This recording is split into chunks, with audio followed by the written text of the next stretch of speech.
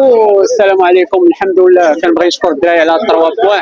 البيت كما شي تسجل، ولكن قانون كرة القدم قال تسلل، ولكن الحمد لله من بعد الدراري بقينا مركزين تسجلنا في اخر انفاس المباراة، وكنبغي نشكرهم على هذه القتالية هذه، وان شاء الله نحققوا نتائج احسن المقابلات المقبله ان شاء الله. اسماعيل، الجماهير الوداديه مازال كتامن فيكم، ان شاء الله ان شاء الله نقدم افضل ما لدي انا للدراري باش الوداد تكون بخير ان شاء الله. حاسين بالمسؤوليه اللي العاتق ديالكم؟ حاسين بها، وان شاء الله نقدروا نكونوا على قدها ان شاء الله. شكرا.